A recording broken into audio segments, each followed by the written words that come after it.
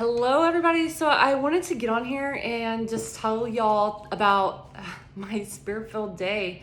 Um, I have probably had one of the best days of my life.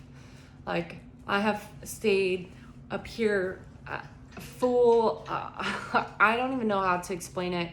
But I just wanted to tell you guys. I've told a couple people already because I was just so excited about it, and just to tell y'all about what happened. So I've been practicing setting an appointment with God, and this morning I did my appointment with God, and golly, I don't even know all I should include in this today because it's just so much. So I started in my time and I was reading my book, The Abba Factor. I'll show y'all. So I read this during part of it during my time. So anyways, I was looking in the mirror. The way that I sit where at my bar, I can see myself in my bathroom mirror. And I just looked in the mirror and I looked at myself and I said, Lord, I love you. Help me love you more. And I thought to myself, oh, that's so weird. It's almost like I'm saying that to myself. And God said, I am in you. And he said, and if you want to love me more, love yourself, my creation more. And I thought, ooh, it was some conviction for sure. And so I just thought, oh, okay, let's do it. And that's the beautiful thing about conviction. It's nothing like I thought it was. It's not what I had it built up in my head to be. And it just comes with so much reward and new level of life. All right, so that happened. And as that's happening, like I'm pouring into people I see like on social media that maybe they're not having a good day, or I'm just like so in touch with people around me for some reason. Well, I go to meet my mentor at a coffee shop. Plug to George's Coffee Shop. They're the best. Their avocado toast is life-changing. That's all. And I'm on my way to George's to meet my mentor through Gateway Church. So I go through a mentorship program with them. And I am going into a lot of different financial changes. I'm doing missions this year. I am going to buy a house or property. And so that's financially stressing and, or maybe not stressing, stretching. So, I'm like thinking, okay, George's Coffee Shop, that's coffee. I can avoid that $7 or whatever it may be for the cup of coffee. And I'm like, okay, God, I'm not going to get the cup of coffee. And then I hear God say, I want you to get your mentor's cup of coffee. And I'm like thinking to myself, she is not, number one, logically that doesn't make sense to me, God. I'm going to avoid spending $7 to spend $7. Like, how does that work? And in my mind, like, that's what I'm thinking. And then I'm also like, thinking to myself, she's never late, always on time, sitting in the booth waiting for me to show up with her ticket already on the stand ready. She's already ordered. And I walk in and she is at the register and there's a woman behind her in line. So I'm like, the opportunity doesn't work. The woman tells me, hey, go ahead. And I'm thinking, and so I'm like, all right, I'm buying this cup of coffee. And so I'm like, hey, she makes her order and I'm like, hey, I'm going to buy it. And I put my card in there, and the gentleman taking my order or her order was just like, that's so nice. And like, this guy is a ray of sunshine. Anyways, like, if you've ever been to George's and you're local, like, they have amazing staff, but this guy was just bringing joy. And so we sit down and we start our discussion and all that stuff. They deliver her coffee with 2 free coffee vouchers. And I just thought to myself, like, the obedience that I had in something I did not understand. Same thing with these videos I've been making. I I don't understand what the outcome will be, but I can tell you that every video I have posted, something really cool has happened, whether it be a meeting with a divine appointment or people reaching out to me and saying, hey, I saw what you said and blah, blah, blah. Like, had I listened to that voice inside me that was like, don't do it, I just feel like I wouldn't have had all these godly experiences that I've had. And like, so anyways, they bring the coffee and it's got the 2 vouchers and I'm just thinking to myself, like, what? So after I'm done with my mentor, I go up to the gentleman and I just said, hey, look, you don't know this, but I wanted to tell you and share this with you that you having that giving heart to give those vouchers reaffirmed my obedience to God. And come to find out, the guy is has been a missionary all over the world for the past 3 years and just came to George's, and like, he just starts speaking life over me. Like, he's just like, listen, you have nothing to worry about financially. Like, God is going to provide for you. He said, you have an inheritance, which is that the fact that he chose that word, I was just like, whoa. And I thought to myself, I had met a friend of mine that I reconnected with there on Monday who said the same thing, which I know, like, those are things that are commonplace in the Bible, but like the fact that both of them chose to say that to me, they're both missionaries. Like, I just felt like one day I'm going to look back on that and both of them telling me that, and me having 2 people to depend on what their word was for me, and like that God is going to financially provide for me, and God is I have an inheritance.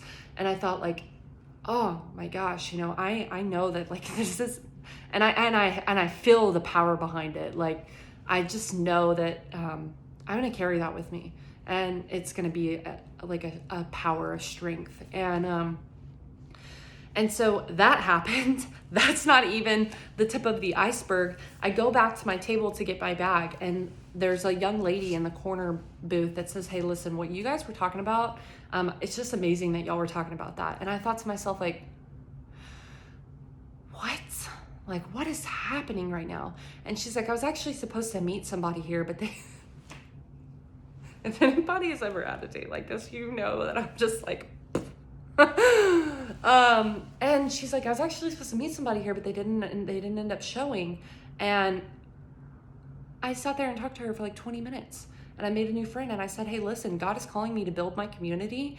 And if you want to be friends. And she's like, God is calling me to the same thing. He's calling me to build my community, and I would love to be friends. And I was just like, yes. Like, it was just this really, really cool moment. And,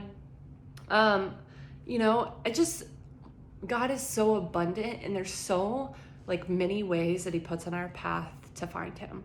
And I believe that. I believe that, like, for a long time, I lived in that place where it was like, hey, in order to follow God's will, I have to follow the maze, right? It's like, pss, pss, pss, pss, pss. But what I've come to know is God has so many different doors to where we need to go to meet with him. Like, he pursues us in so many ways, and he's so efficient. And like, when we stop thinking that there's a specific, and we start thinking that like God is pursuing me in every way possible. Like, if I just see it, I can see where he is pursuing me, and he is providing for me, and he is just giving me his goodness. And, so that's kind of a little off base, but I thought to myself, like, man, that, and she's offering about a church she goes to, and I'm just thinking, like, there's so many good churches in this area that I could go to. Like, I just continue to get words from people, and I'm just like, I'm almost like a bee pollinating around. And so then after leaving George's, I want to share what has happened with Matt. And it was really cool. Even that morning, I had been reading my Abba book, and a part of it, like, I was like, hey, send this to Matt. And I sent it to Matt, and Matt was like, I just told somebody that at breakfast. And I was like, and so when you start seeing like I think it's called the synchronicities of the Holy Spirit, you start to really feel like, man, like, it almost feels like you're just being carried, and like, hey, it puts a new meaning to the term vessel. Today I had a really good experience and a really new meaning to that term. It doesn't end there. It doesn't stop. I go and I meet Matt and I tell him everything that happened.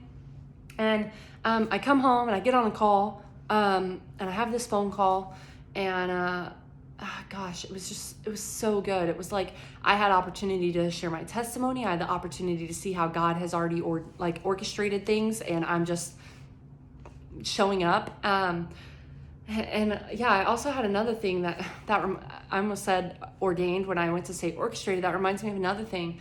I was like thanking God for Carrie and Cheeky Wood, who wrote these books, and who they always like. I cannot not sit down and have an experience with God or feel like something is removed that I had been believing that was incorrect. And I was like, God, they're so amazing. And he's like, and I heard they're ordained, and I was like, they're ordained, like able to give marriages. And I looked it up and looked it up. Yeah.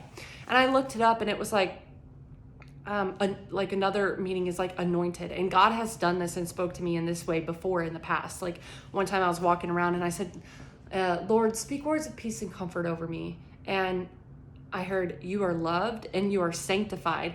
And me, I'm like, is that a Nine Inch Nails song? Like, immediately I was like, whoa, that's not God. So let's close that phone down.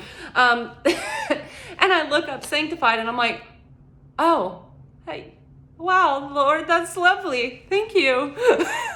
But it's like, if you don't know until you know. And like, if you're watching this and you feel like you don't know, like, or like you just, maybe you feel like you haven't had any experiences like this. Like once you start to know things just change, they shift. And that's what's kind of been happening for me. Like where I didn't know, I was just not there yet. Okay, so I have that conversation and that it goes amazingly well. And then I get on the phone with, my sponsor sends me a sponsee, and I get on the phone with the sponsee, and where I would have approached in the past this conversations, I've always had the same conversation. And it's always been like, I'm like, God, you speak, not me. But where I have had this conversation in the past, I just dive into like, okay, steps 1, 2, 3, 4, 5, 6, 7, 8, 9, 10, 11, 12, blah, blah, blah, this is what we're gonna do, this.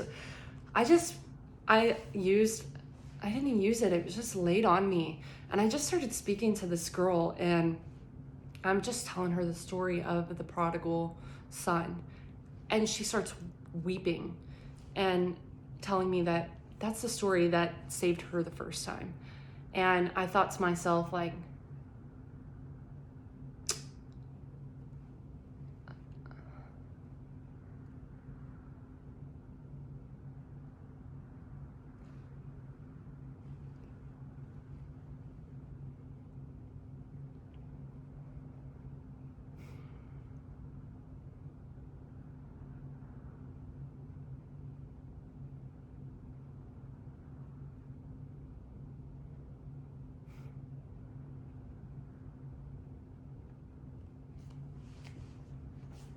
God loves us and he loves her. And where I came from in my place of sponsorship. And it wasn't in the fact of like, you have a problem. It was from the place of, hey, first and foremost, let me tell you, the Lord loves you.